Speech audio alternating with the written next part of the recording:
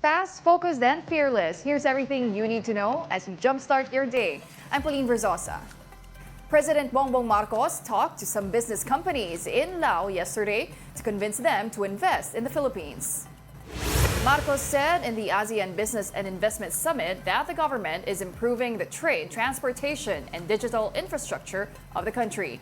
He also assured them of laws that will incentivize foreign investors. Before this, Marcos had an online meeting with his cabinet to discuss the repatriation of Filipinos in the Middle East. This is after Israel launched an airstrike in southern Lebanon. Kung may barko tayong kukunin, nandyan na, malapit na sa Beirut, na sandali lang, basta the embassy gives us the all clear and they say that our people can go, mailabas na agad natin so that hindi sila nag-aantay na matagal in the danger areas.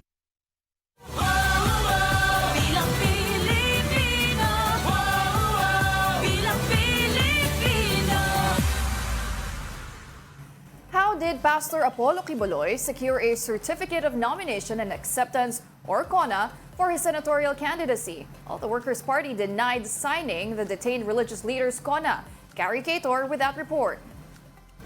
On the last day of COC filing on October 8, Kingdom of Jesus Christ founder and leader Apollo Kiboy gave notice that he is running for senator in the 2025 elections.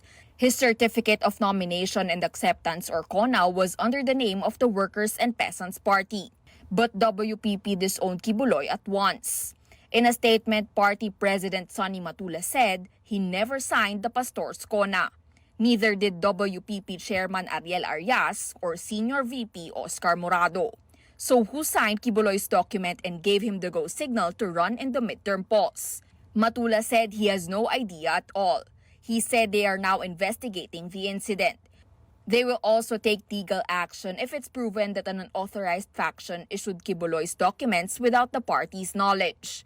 Bottom line is, WPP is not endorsing the KOJC founder, who's not even a member of the party. Bukas kami sa pakipag-usap, kung pag-iusap ang hinahanap nila, pero hindi namin talaga matatanggap na si Kiboy ay maging kandidato ng WPP, lalong-lalo na akusado siya sa maraming krimen, lalong-lalo na yung abuse or sexual abuse sa minor.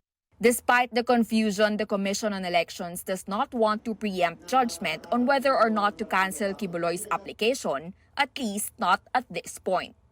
Ayoko po muna sabihin dahil napaka-premature at this point.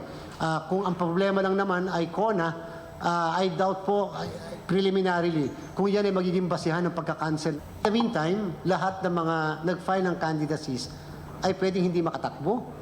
COMELEC clarified that two groups are claiming to be authorized signatories of WPP. One is the camp of the embattled pastor, where the signatories are Mark Tolentino, supposedly chairman and president of WPP, and a certain Roberto Pascual. Tolentino is one of Kiboy's lawyers and was the one who filed the preacher's COC. The other WPP faction is where Matula and 3 other officials belong. Sana nga po yung partido rin mismo ay sumulat sa amin para naman may trigger. Ayaw po namin kami mismo, hindi po tama yun eh. Kasi para masyado tayong nagiging bias as against a particular candidate. While Kiboy's group insists they are the legitimate representatives of WPP, they are looking to file a manifestation with COMELEC to instead make the preacher an independent candidate. Parang di madami si Pastor sa gulo na yan. Pastor is willing to run as independent, and anyway, maging guest candidate naman siya na mga malaking mga partido, wala pang problema yan. COMELEC is open to this possibility. Dahil dalawa ang partido, dalawa ang naka-authorized signatory, kapag po nag-submit sa parehas na posisyon ang dalawang grupo na ito, dalawang signatory, nilalabas po magkaibang CONA, independent candidate yung mismong kandidato. Kiboy is currently detained for a string of criminal charges including qualified human trafficking and child abuse. Reporting for News 5, Gary Cator, we are One News. Publicos Asia founder Malu Tequia provides an assessment following the filing of COCs. And here's an excerpt from her interview on The Big Story.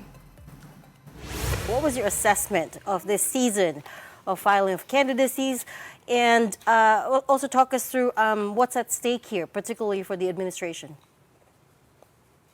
Well, the 8 days of filing is actually it shows to everyone how we are always trying to catch the last bus. No, there were surprises in the last 2 days, and essentially the opposition, quote unquote, because nobody has claimed really that they are the opposition, is building their slate as we go day to day. The administration came up with the 12-man women slate. The Duterte lineup misses on two elements: women and Muslim. Traditionally, when you come up with a national slate, you would always have a position, several positions for women and other marginalized sectors. But in the Duterte slate, these are all male, and to a certain degree that gives an advantage to the administration slate, which I think has 4 women in their slate. So the next few days, we will essentially see the building up of the opposition. That's a very good strategy because you earn media mileage as you develop the slate and you present the whole slate. Because right now there are only 6 PDP, 6 PDP or 7 PDP, and the rest are might probably end up as guest candidates because they filed as independent candidates. You wrote an op-ed actually with the title "The 28." Was it the 2028 race is on? I want to quote something back to you. You said, though Marcos is incumbent, this will be a test of coattails. He will be tested in 2025. What did you mean by that? Well, if you are an incumbent and you just came from a national election, traditionally you develop coattails. So everyone will just hang on that and hopefully convert and win. Unfortunately, in this administration, the way the slate was built was there are several names there that can stand on its own, on their own strength, on their own network, on their own ability to gain and string the necessary combination of voters. The president does not have a coattail. In the Philippine Star, President Bongbong Marcos met with Vietnamese Prime Minister Pham Minh Chinh on the sidelines of the ASEAN Summit. The two leaders agreed to expand the strategic partnership in trade and agriculture. And in business world, the Philippine economy likely grew by 6% in the third quarter. That's according to the projection of Finance Secretary Ralph Recto. Recto says slowing inflation likely helped drive growth in the July to September period.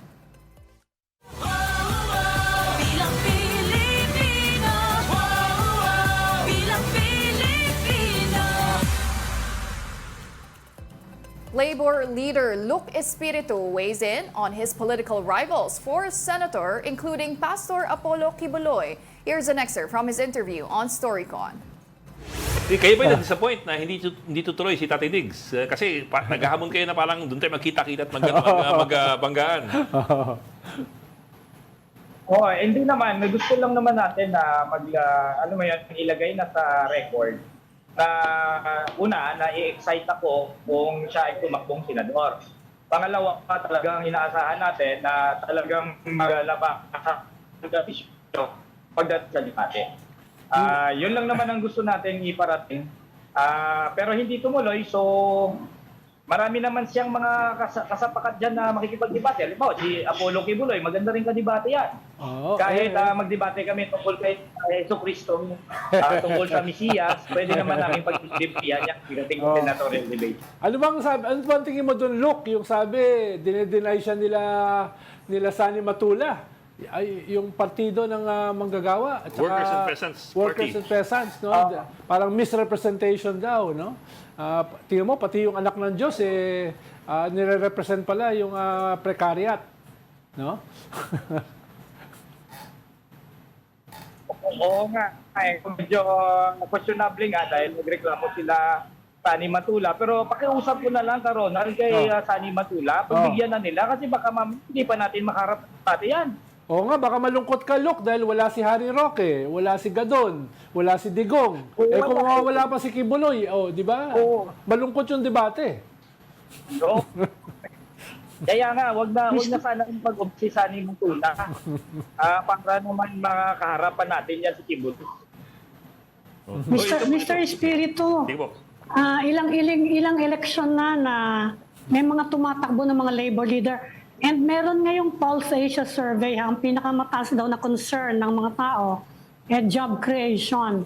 So, baka naman sakaling may pag-asa ngayon yung mga workers, pero sa tingin nyo, kasi napakarami ng mga tumatakbo ngayon for the Senate at yung karamihan, ang lalakas ng name recall, ano?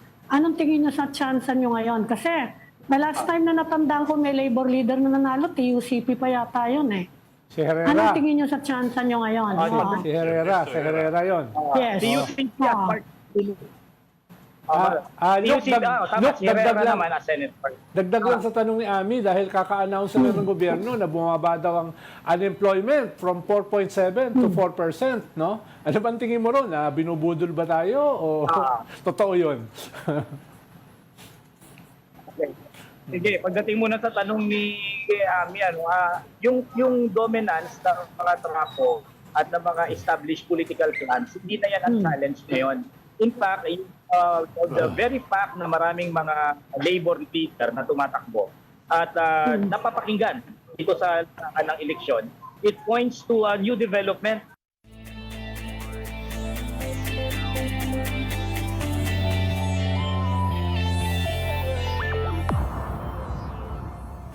And over at the PBA, Barangay Ginebra started their semifinals campaign on a high note after defeating the San Miguel Beermen 122 to 105. The Gin Kings redeemed themselves from their 49-point loss to the Beermen in the second round. Justin Brownlee led the team to victory with 33 points. He also maximized the 4-point line as he shot 5 quadruples during the match. After this, the TNT Tropang Giga drew first blood in their semis playoff against the Rain or Shine Elasa Painters 90 to 81. Ronde Hollis Jefferson fired up 26 points, 13 rebounds, 9 assists, 5 steals, and 4 blocks. Game 2 of the Best of 7 series is scheduled tomorrow, Friday, at the Smart Araneta Coliseum. And in the UAAP, the second round of men's basketball will start this Saturday, also at the Big Dome. At 4 p.m., the Adamson Soaring Falcons will face FEU Fighting Tamaraws. And at 6 p.m., the top seed De La Salle Green Archers and the UE Red Warriors will battle it out on the hard court. You can catch these games on One Sports and UAAP Varsity Channel on Signal TV and on the Pilipinas Live app.